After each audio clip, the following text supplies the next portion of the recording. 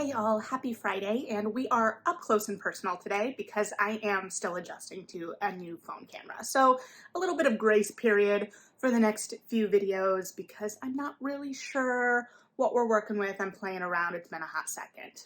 Caveat, disclaimer, no one cares. Today I'm talking, you know the drill, about Siren Queen by Nevo. Shiny library copy as usual. If you've been with me for a second, you know that The Chosen and the Beautiful, which was Nevo's 2021 release, which was a magical retelling of The Great Gatsby from Jordan Baker's perspective, was one of my favorite books of the year, period. So I was very, very excited for this release, and it was magical in similar ways and in many different ways as well, but it didn't disappoint, and it was a great first queer read for Pride Month as well. So unsurprisingly, this focuses on kind of the stars of the silver screen and the golden age of Hollywood, which is something that isn't really in my wheelhouse, in the sense that golden age of cinema narratives aren't things that I gravitate toward. I know that the Evelyn Hugo book is very, very popular, and it is probably going to be blasphemous to many, but I have not read it. I've heard great things about it. I've also heard some pretty valid critiques. So I think that there are a lot of readers that are going to be comparing the two mentally, and not, from any maliciousness, but because that is part of your frame of reference. As I talk about my frames of reference going into books a lot, especially as I've been reading a lot of books inadvertently that kind of center pandemics this year. Now, I have a completely different frame of reference book that I kept going back to while reading this one that I will briefly mention later. But this follows Luli Wei, who is a star of the silver screen, but she doesn't start out a star of the silver screen, especially as a Chinese American who is fighting to find roles. If you've read Interior Chinatown by Charles Yu, it is a similar exploration, but in much different eras of film.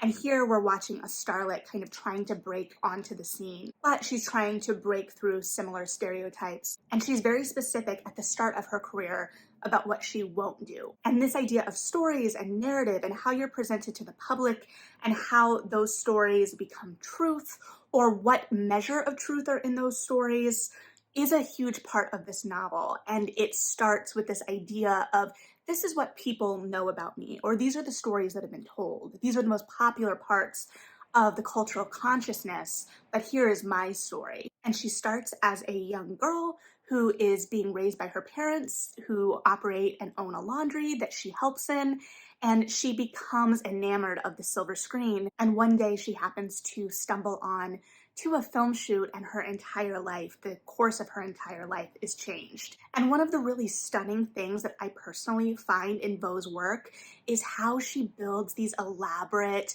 lush, intricate fantasy worlds that are happening in little details or on the periphery and are built in little bits and pieces. She sprinkles in these little hints of odd at the side as she's telling what appears to be a straightforward tale, even as it's introduced in the sense that we're kind of digging through the stories to find the kernels of truth. So we're already in this kind of heightened world, and then we see this really intricate, beautiful, kind of casual magic on the side that builds this really interesting atmosphere, and it makes the whole feel of the thing elevated while also feeling rooted in the world of cinema at the time, and the stakes of stardom to that extent, and the idea of immortality that can come from being known to that extent, even if it's not your full self that is known through these stories. And the way it is told in kind of a reflection,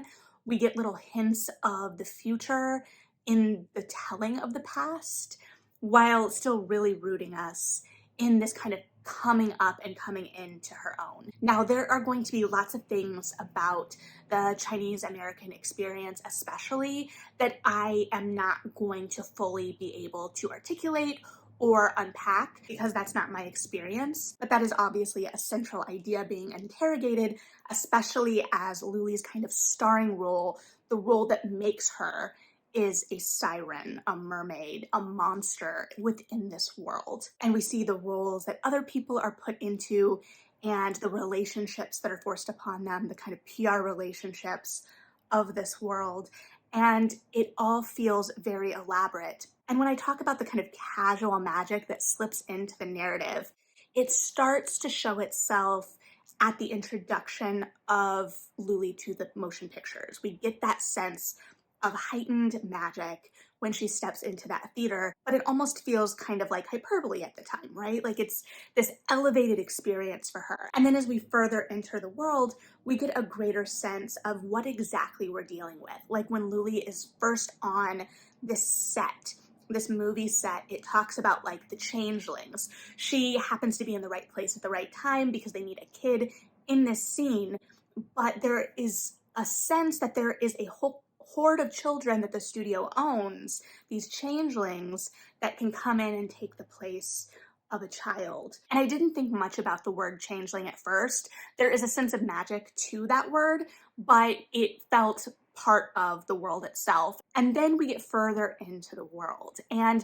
the book is broken up into a 3-act structure, which I found really interesting, but I also don't know movie scripts and the structure of movies at this time well enough to know if it's kind of mirroring something similar to what would have been in movies at the time. But the first act is her kind of coming into her own and choosing this path of chasing stardom, chasing being an actress, although I don't think it's ever really talked about as acting. And then the second portion, the second act, involves her kind of come up at the studio, the relationships she develops there, and her kind of signature role in stepping into that. And then the third act is obviously a little bit more conflict, there's a little bit more danger, but it's also then about transcending and what it means to become more than just known in a way. And the second act is when we really get to see the full breadth of the magic of this world.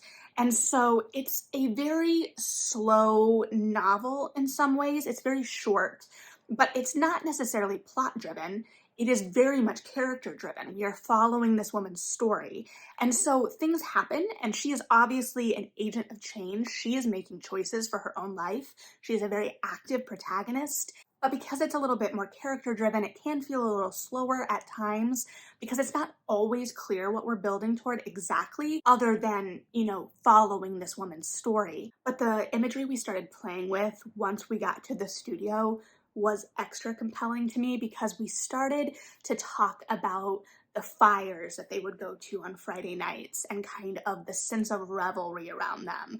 And then the head of the studio talked about coming back from the hunt and the braying and barking that they would hear and what the sense of this hunt was. And they never define it, but all of the imagery used, all of these pieces coming together, the hunt, the fires, the changelings, the fact that the head of the studio's name is Oberlin Wolf, which isn't super telling. It's not like too on the nose, but is just referential enough.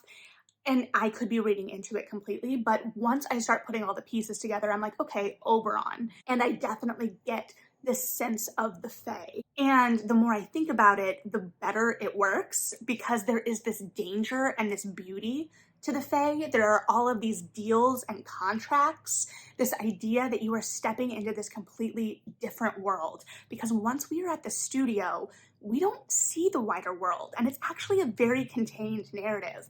We see a little bit of the wider world at the beginning, but even then, we're kind of within the bounds of Luli's exploration with film and with movies and with this art. We are going to the places we need to go and seeing the things we need to see to end up at the studio. And even once she's in the studio and has become more established and gets a space of her own, we are still kind of within the bounds of this magical world and this magical imagery and how we're interacting. And so it plays with this kind of dangerous idea of fairies in the world established by the narrative. The mythical is very real, even as it doesn't always coincide. So it never really grapples with where the line is, but Luli is playing a siren in these movies, but her first friend at the studio and her first roommate was a mythical creature of sorts as well, and the power within that. And then what that also stood in for for that character and what she could take and ask of from the world and the way she interacted with the world. So we got to see women interacting with the world differently based on how they kind of defined themselves or were defined by those around them. But we do get this resurgence of the idea of fae and the fairies, the more dangerous idea of them, as well as establishing them in relation to stories or art and feeling kind of on the outskirts of things, like you could kind of fall through time, fall through a moment, be separate from the wider world. And that all gets me to the book that kind of was in my head while I was reading this a lot, which is Roses and Rot by Kat Howard, which you may have heard me talk about before or not. But it follows a group of artists at kind of an artist retreat as things become a little bit more dangerous and weird and the edges start to blur. And the way that the edges blur in this narrative is so wonderful. When I talk about this kind of casual magic and the strength of that, it's the way that it acknowledges the cost and personifies that in some ways. For instance, later they're driving through California and it talks about the spirits that haunt the roadways from the prisoners that were forced to build this infrastructure. And so it really acknowledges the pain of the past and slips it in just these really stunning little details that say all they need to say. And it packs this punch within the world building and gives the whole world an extra layer of darkness and gravitas and still fills it with wonder. And so one of the things that I really enjoyed about The Chosen and the Beautiful was how apt everything felt within the setting, that it felt like where we would be making these kinds of deals with the devil, the excess and whatnot. And here we had very similar themes. We were dealing in bargains. We were dealing in the cost of those bargains and who can make them. But it was a different kind of bargain because here we're bargaining with the fae and we're bargaining for this idea of immortality.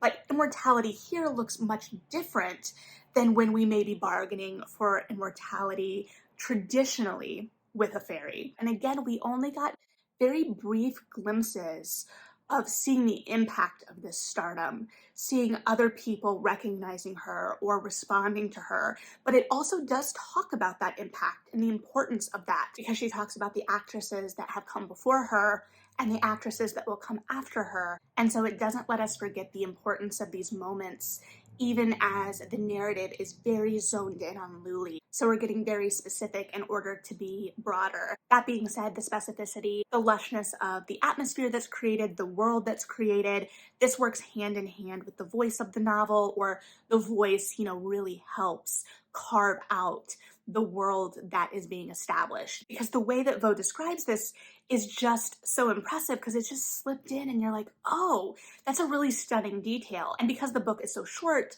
everything is important and everything really packs a punch, even as the book can feel a little bit slower paced. It doesn't feel like we're hurrying to anything, which could be frustrating at times because I wasn't sure what exactly we were building to. But then also once I reminded myself that we're very clearly following this character's very specific journey, and it's about her rise to stardom and how she takes it for herself. She makes the bargain that puts her where she is. She goes up against the heads of these studios and holds her own in her own ways. She carves out a space to be her true self, even when it's dangerous. And so there is a lot of power in being able to tell that story, period. And the way it's done doesn't rush us with her.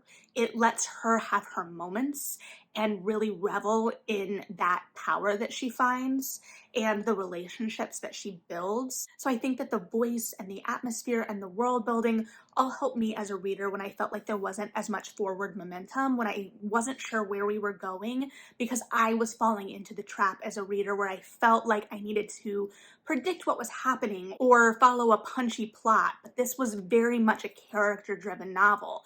And once I think you accept that it's a character-driven novel, you can kind of let it wash over you in a much different way. That being said, if character-driven novels aren't your cup of tea, this might not work for you because it is very much an atmospheric, character-driven novel. But like I said, I think that the world building and the magic systems that are built here, and very reminiscent to what my reading experience of The Chosen and the Beautiful was in terms of the magic systems. Like I said, they're not the same, but the way they're crafted is similar and just really beautiful and lyrical, and I just really, really love it. That being said, The Chosen and the Beautiful was a different reading experience because I was starting with the source material I was familiar with, and I just reread Gatsby to prepare. So I knew the beats, so to speak, of the thing. So I could kind of revel and appreciate where that was different. Here, I was just along for the ride, and along for the ride within a time period that I don't really gravitate toward. But this book managed to pull me in and really grip me and engage me. And like I said, just the world established is absolutely stunning. And I really like books like this. I think Kat Howard does very similar things, especially in Roses and Rot or Cathedral of Myth and Bone, her short story collection. These worlds of magic that feel a little sinister. There's that danger on the edge, and it just kind of sneaks in at the edges of the real. So they almost feel very fairy tale-esque in that you get that sense that if you just stray too far off the path, a monster may eat you. And here, the idea of the monster and what the monster is and what the monster represents or can represent, it's all incredibly engaging, especially because it's playing with this idea of the monster even as this entire world that we've established is inhabited by monsters. So I don't know that I fully unpacked that piece yet, but it's definitely got me thinking about, what it means to be successful, to be immortal, to have your stories told, what the cost of that is, and what it means from the inside. Because like I said, we don't get necessarily as much of the outward trappings of success here. We really see the cost, but how there is still this drive, this need for this thing amidst the cost.